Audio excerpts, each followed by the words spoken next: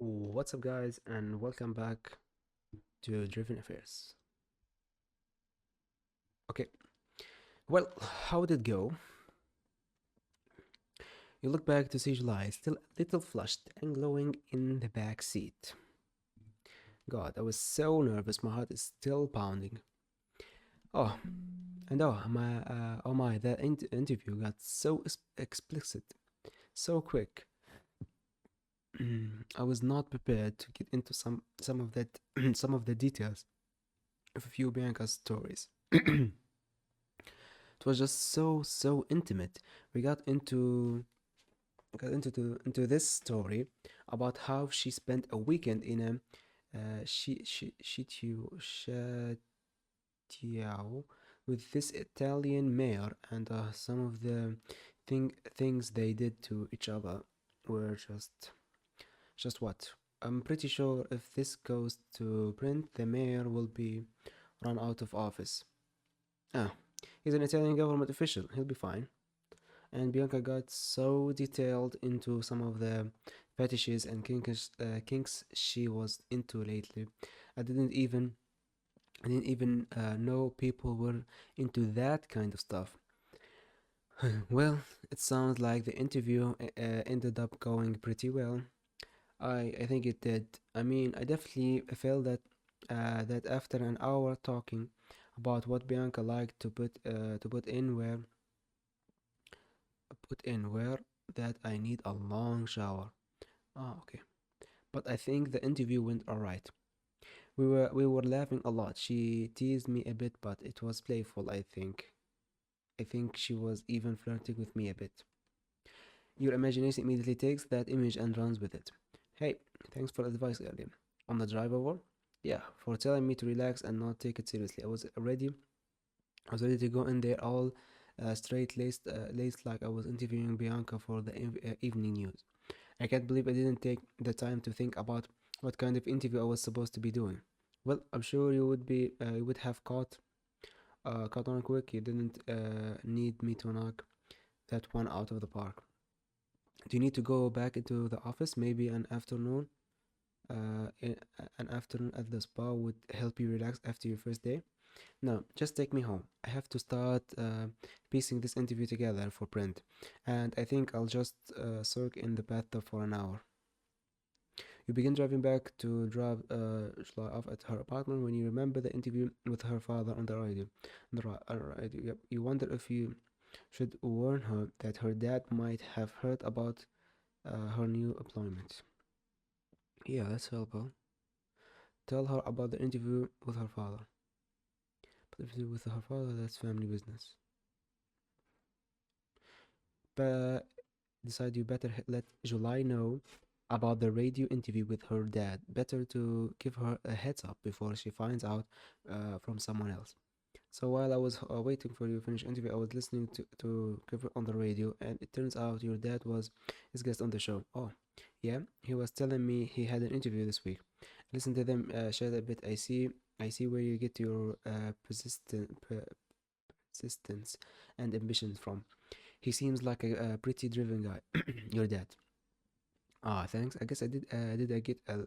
I, I did. I guess I did get a little bit of that from him. He always was a super hard worker. Yeah. And just to give you a heads up, Kipper mentioned there was a word going around that you started working for Alta class. What? He did? Shit, how did my dad react? He seemed to think it was just some rumor or tabloid gossip. Fuck.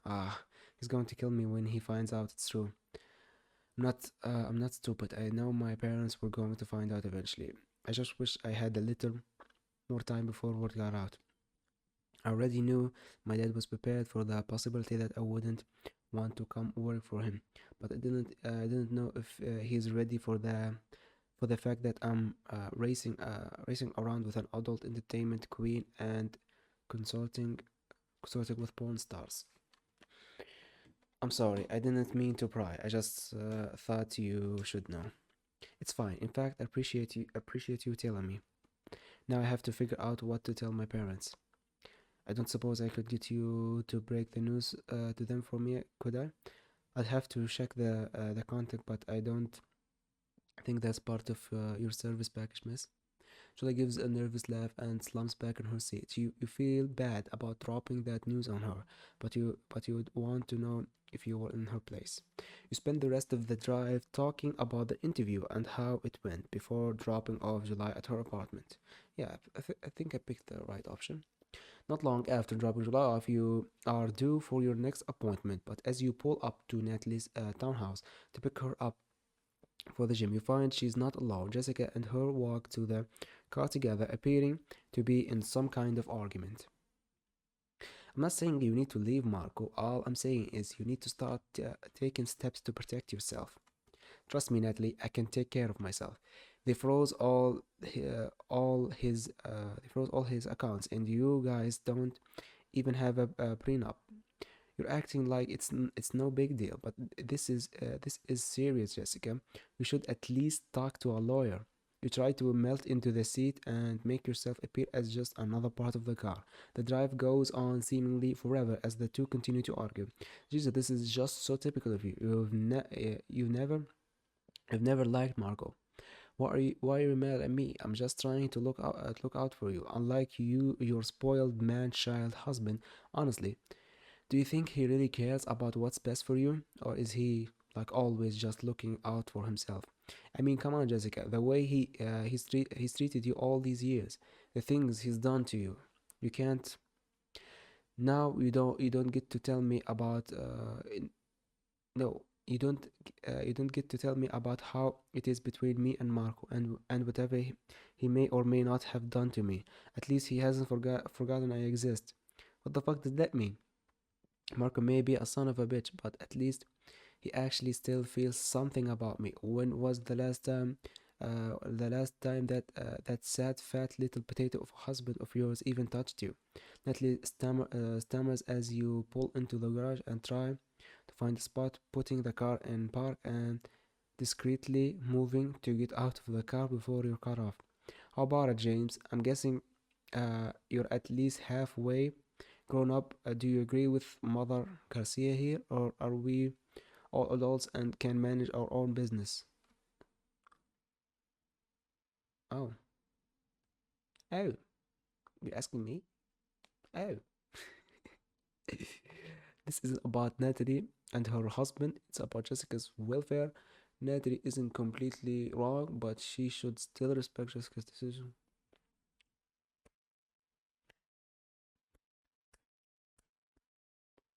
I believe I can fly. Yep.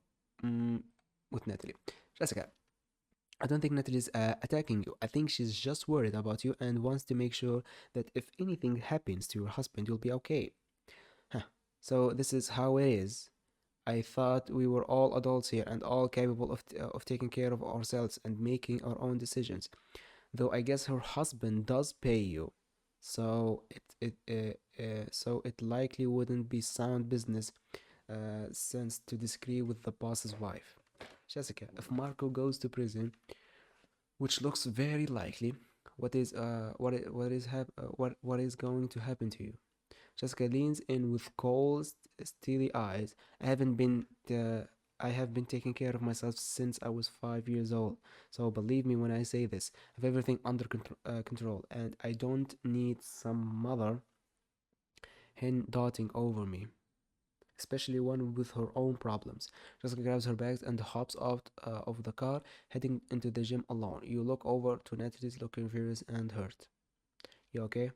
She's such a fucking bitch. I told her she should talk to the investigators or at least get a lawyer.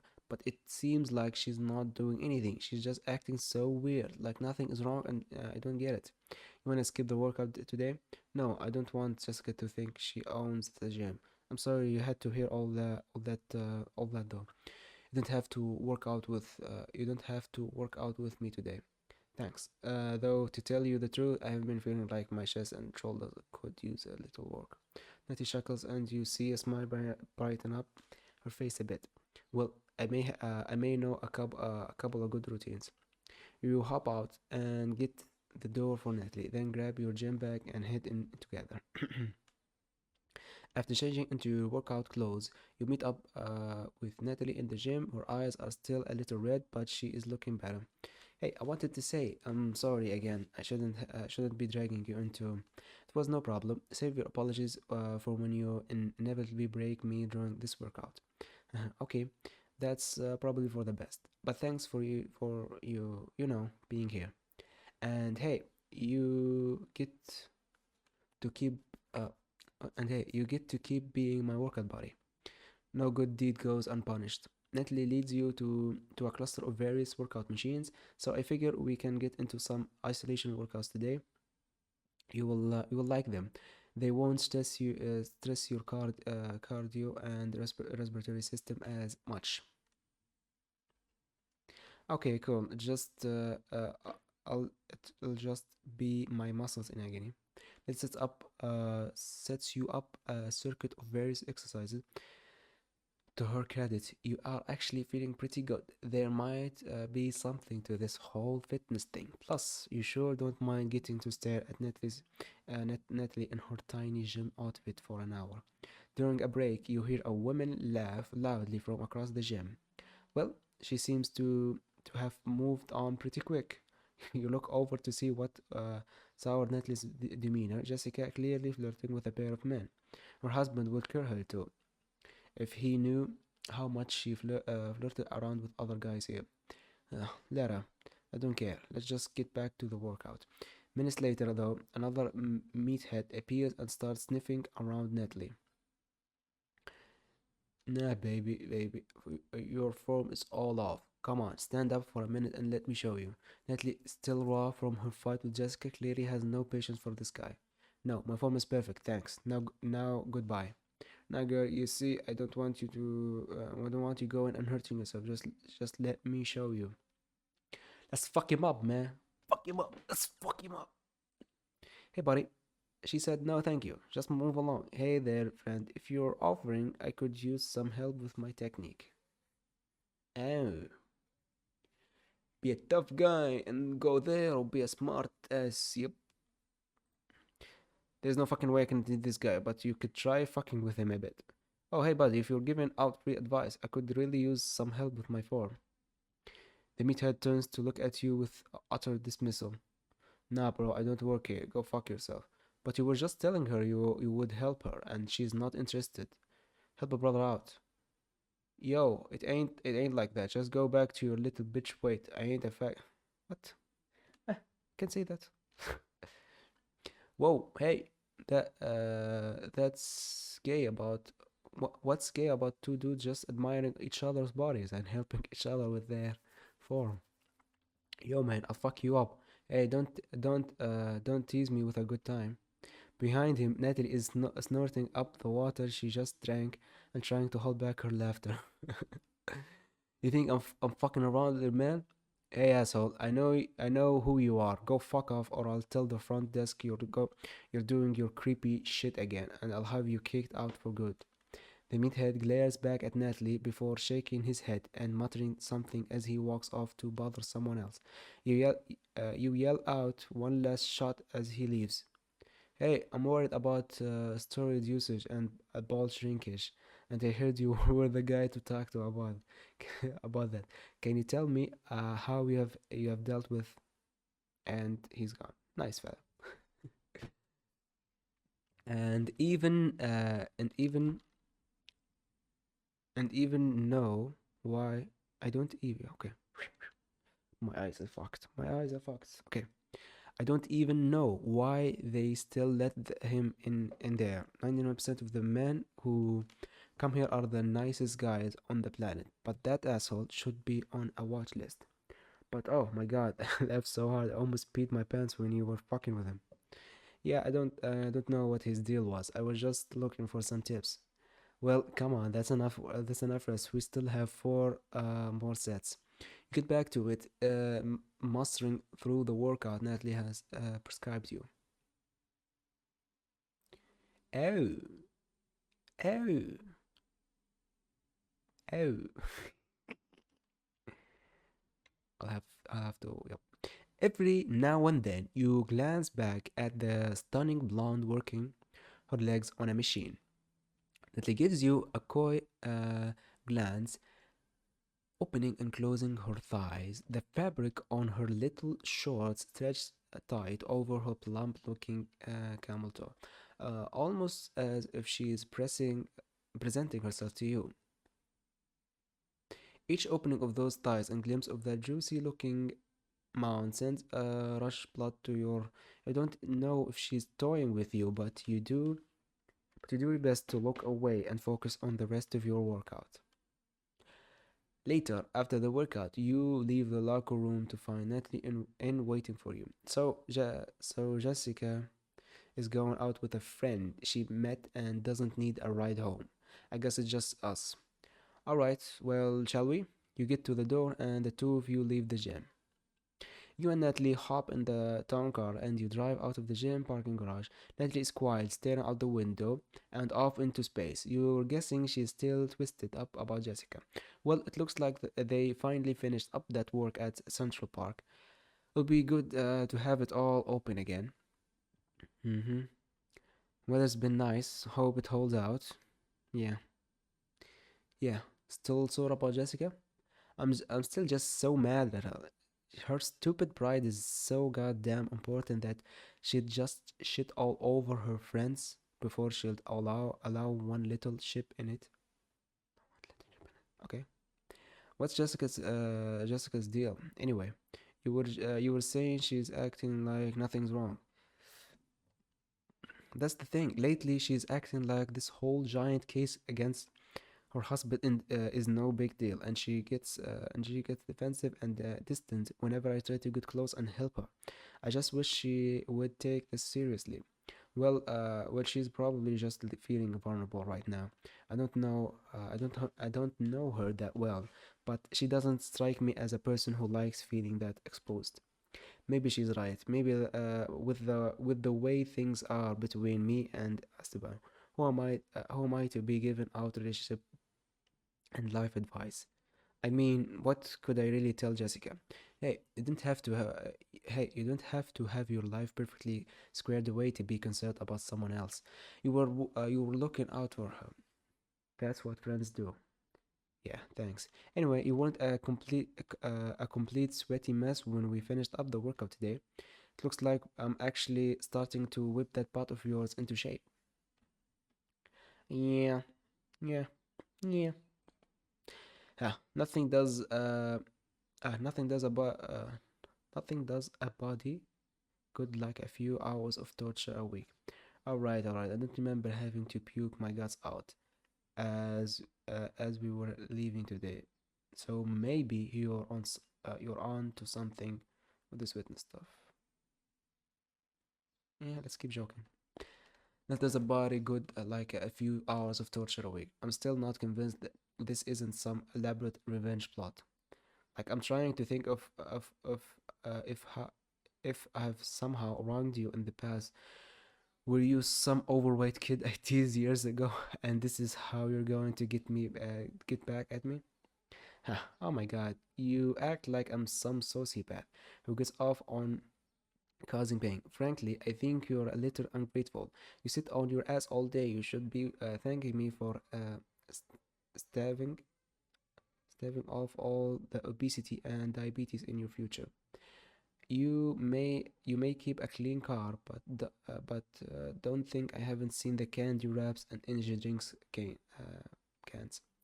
You think to yourself that Jessica wasn't completely wrong. Natalie certainly does try and take care of the people around her, sometimes aggressively so. If you don't act like it, you can continue to sulk. But I don't want to have to find a new driver because you have gotten too fat to fit in the driver's seat. Too fat. I've barely got a gut. You know what? You're right. I'm sorry. Thank you for staying on top of me. I could use more discipline and healthy habits. You're welcome. The rest of the ride is pretty quiet. Natalie mostly sits alone with her thought, and you leave her to them. Is that the good option? What's the other one? Being too nice. What? Hold on. And yeah, I've been feeling better lately. And you are so welcome. I'm just glad that before it's so big, they had to cut you out of the car with the jaws of life. Oh, now you're just being mean. Haha. There's plenty more where that came from. But if I keep working out with you, I don't want you getting all upset when I get so swole and swole. I need to cut off all the sleeves to my suit jacket and shirt. You just have to be cool with a driver who has a dress like that. Okay, fine. If you ever get that jacked, I will not complain about the sleeveless suit jacket. I may need a new regular workout partner anyway, with the way things have been with Jessica. You roll the car up to her townhouse and put it in park before turning back and respond to her. Hey, just give it time. Jessica will cool down and come around. Don't let this break up. Don't let this break up your friendship. I hear though those can be hard to come by in this town. Yeah, yeah. Letty looks at you for a moment, then leans forward and kisses you softly on the cheek. The warmth from her soft lips seems to radiate from your face and down your spine. You look up to see her smile at you. As she lingers there, the moment seems pregnant for something more to happen. But Natalie shakes herself free from the gaze and collects herself. Thanks, James. Natalie steps out of the car onto the sidewalk. Sidewalk. You watch her glide up the steps, turning at the door to look back at you and flash a smile. You smile back, and she disappears into that big house. Let off a long exhale and turn back to the road, popping the car in drive and taking off to the next gig. Friday. It's the usual Friday rush. Masses of people are both trying to escape out of or into the city for the weekend. I guess this is the part where we get another scene. It's always the Fridays. Yep. Whatever. We're gonna end this episode right here. Thank you so much for watching. Leave a like and a comment if you enjoyed this video, and subscribe for more videos like this. Goodbye.